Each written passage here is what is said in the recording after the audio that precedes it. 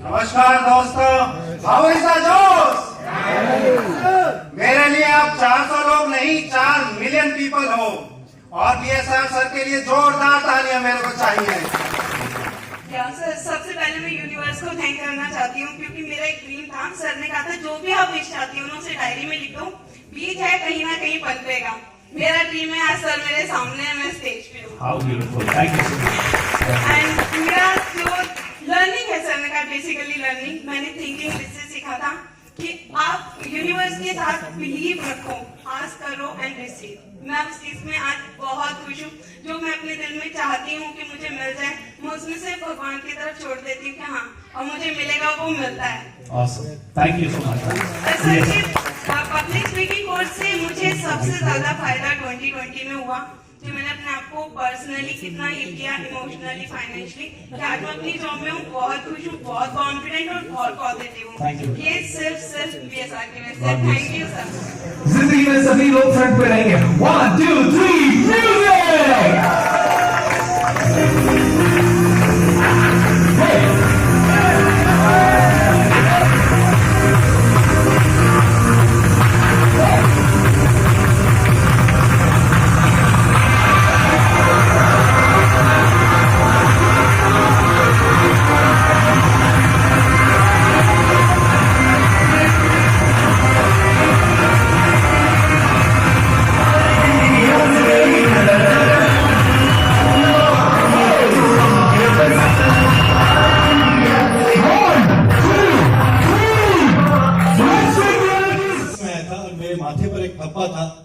Failure का।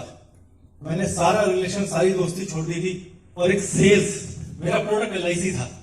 लेकिन 8 साल बाद मेरे माथे से असफलता, केवल 8 आने के लिए 8 साल लगे, वो केवल सेल, एलआईसी की सेल ने मुझे सफल बनाया। ये ट्रूथ है। ओके, सो अब देखिए, यहाँ पे 2 चीजें मैं बोलूंगा। Learn fast, earn fast. आप एलआईसी लीजिए, आप नेटवर्क मार्केटिंग लीजिए, you will be able to grow. Alright? So, अगर आप कोई भी बिजनेस मॉडल ले रहे हैं और आपको पता नहीं है कि वो आपकी स्ट्रेंथ के अराउंड है, तो आपको learn fast and earn fast, okay, और उसके अराउंड फिर आपको अपना स्टार्टअप बनानी है। केएन शर्मा साहब, दूसरा सवाल आपसे, okay, what has been your top learnings in the last 25 years? जितना देंगे उतना मिलेगा। सिंपल है, लोगों की नीड समझ के बांटते रहो। क्या सॉल्यूशन है? सॉल्यूशन है। लास्ट में वो पूछेगा, मुझे बताओ अगर आपके पास है तो मैं आपके साथ जुड़ता हूं।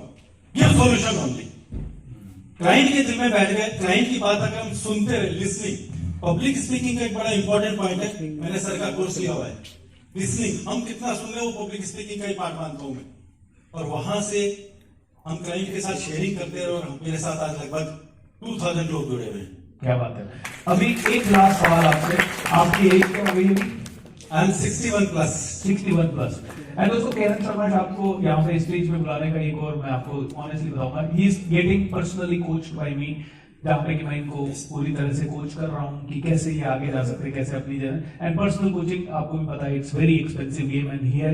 मैंने इनसे ये पूछना चाहूंगा आप सभी के सामने, 61 की एज में मेरे से पर्सनल कोचिंग लेने का या किसी भी चीज का क्या उद्देश्य है? ये क्या सीखना है? आप तो 25 साल का एक्सपीरियंस का ठप्पा लगा के बैठे हो। 25 साल में आपने दिल्ली के सारे इंश्योरेंस के लोग आपको जानते हैं, इंश्योरेंस कंपनी के बेस्ट ऑफ द बेस्ट लोग जानते हैं, और 61 में आप सीख भी रहे हो। 61 में सीखने के लिए करोड़ों रुपया भी दे रहे हो। क्या बात है दोस्तों? जब रोल्स रॉयस बनी थी तो आज जैसी नहीं थी। अपने को इंप्रूव करते करते आज वाली रोल्स रॉयस बन गई, लेटेस्ट। मुझे लेटेस्ट सीखना है। मैंने वर्ल्ड के 2nd highest level of insurance, and I want to tell you, मैंने वर्ल्ड के 2nd highest level of insurance 2 बार टच किया है, बट मुझे टॉप में जाना है।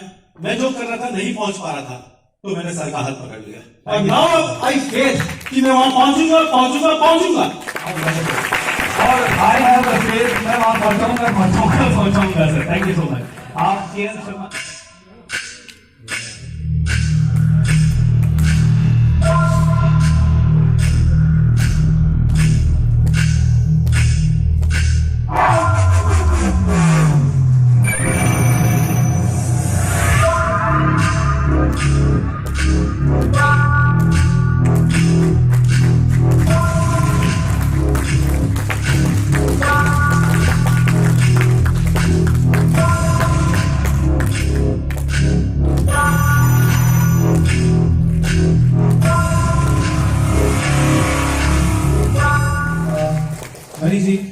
आपसे पूछना चाहूंगा कि ये प्रेरणा कहाँ से मिली और क्या कर रहे हैं आप, पूरा एक बार डिटेल में हम सबको बताएं। सन 1992 में मेरी उम्र 14 साल थी जब मेरे पापा का दिल्ली में एक रोड पर एक्सीडेंट हुआ और उस समय हमारे पास कोई वाहन भी नहीं था, कोई साधन भी नहीं था और हमारे पीपी नंबर पे कॉल आया तो मैं और मेरी मम्मी हम घटनास्थल पर पहुंचे और वहां से रिक्शा के माध्यम से हमने 7 से 8 हॉस्पिटल चेंज किए। नोमो हॉस्पिटल था, RMN हॉस्पिटल, 7 बजे एक्सीडेंट हुआ था। रात 1:15 बजे जब हम वहां पहुंचे तो उन्होंने कहा कि आप इनको एम्स लेके जाओ।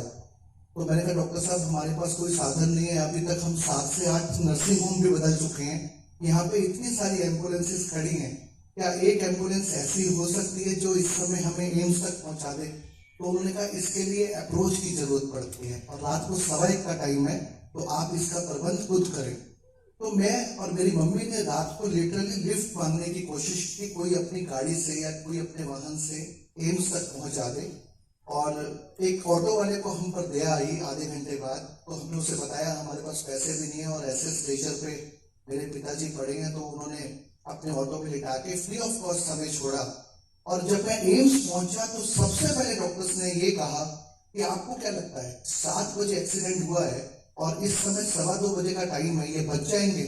मैं कहा डॉक्टर साहब हमारे पास सिवाय प्रेयर के, प्रार्थना के और कुछ नहीं है, बस आप अपनी कोशिश करो।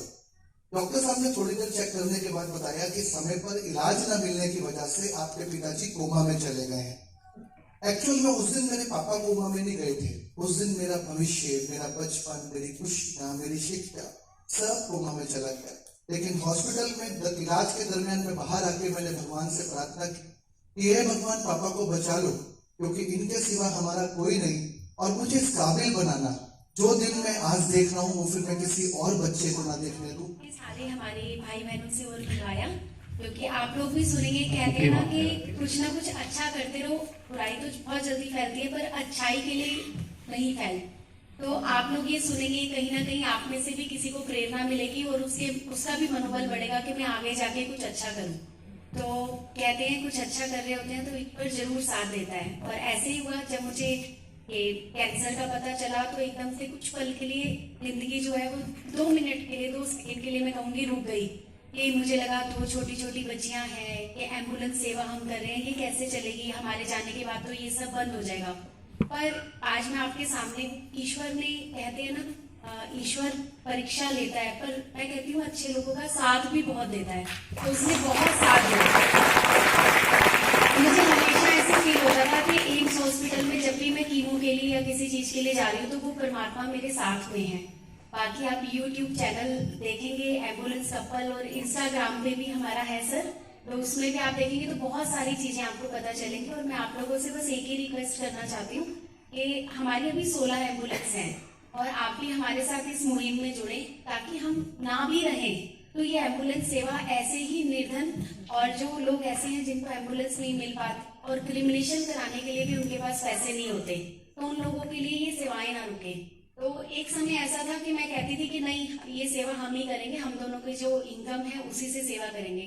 और जब ये वाली स्टेज आई कि मुझे कैंसर हुआ और मुझे लगने लगा कि अब ये क्या होगा, कौन संभालेगा इसको, कौन इस तरीके से दिल से सेवा करेगा, तो उसी समय मेरे मन में विचार आया कि अब हमें बहुत सारे लोगों को जोड़ना है और सबके साथ मिलकर ये मुहिम को रुकने नहीं देना और आगे बढ़ के इसको और सेवा देंगे। तो आप लोग भी साथ देंगे ना? आप लोग दिल्ली के ऑडिटोरियम में हैं, जरूर कोई ना कोई दिल्ली से होगा या आसपास के क्षेत्रों से होगा। तो मैं आपको कहना चाहूंगा कि अगर आप सड़क पे किसी को पड़ा हुआ देखें या आपके दिल्ली में कोई ऐसा व्यक्ति है जिसके आसपास किसी की डेथ हुई है, तो मैं आपको एक नंबर नोट करवा रहा हूं। ये हमारा emergency free of cost services number है 7379 112 7379 112। ये आप ये समझ लीजिए कि हमारे को राठौर साहब का, BSR ग्रुप का बहुत प्यार और साथ मिला और बहुत सत्कार मिला और आज हमें इस काबिल समझा गया। और यकीन मानिएगा राठौर साहब ने जो प्यार दिया, मतलब वो अमिताभ बच्चन जी की कॉल और मोदी जी के लंच से भी ज्यादा है हमारे लिए। अरे सर प्लीज क्योंकि मैं आपको ये भी कहना चाहूंगा कि मैं बहुत मुझे प्रेरणा मिली। मैं खुद सर के साथ YouTube चैनल पे जुड़ा भी हुआ हूँ, और जब जब हम फ्रस्ट्रेटेड होते हैं तब हम सर के वीडियोस देखते हैं, जिससे हमारा मनोबल बढ़ता है और हम इस तरीके की सेवाओं को अंजाम दे पाते हैं। और एक बार जोरदार तालियां BSR ग्रुप के लिए। इनके लिए, क्योंकि मेरा काम इसके कंपैरिजन में बहुत छोटा है, मुझे ऐसा लगता है। सैलरी पे हम इतने ऊपर CEO कैसे पहुंच गए? तो उन्होंने एक ही चीज कही कि सर मुझे जो भी काम मिलता ना मैं फट से कर देता, और मैं हमेशा देखता कंपनी छोटी थी उस समय, तो क्या करूं 8 घंटे सेल्स करने के बाद लगता था समय मिल रहा है, तो मैं समझता था HR क्या है, HR वाले से भी बैठता था, मैं दोस्ती बना के रखता था मार्केटिंग वाले से भी, तो उसका भी समझता था। धीरे धीरे मुझे सभी चीजों का नॉलेज हो गया, फिर मैं धीरे धीरे सभी करने लग गया, और फिर मैं धीरे धीरे CEO बन गया।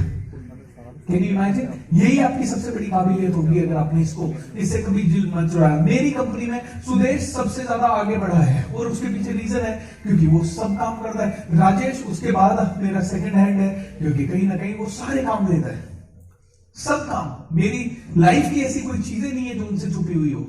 मेरे बैंक में कितना पैसा है, मेरा अगला प्लान क्या है, मेरी कमियां क्या है, मेरे घर में क्या प्रॉब्लम है, कुछ पता ही ऐसा है ही नहीं जो उन लोगों से छुपा हुआ है, क्योंकि मैंने देखा है वो दिन रात काम करते हैं, तो उनसे क्या छुपाऊं यार।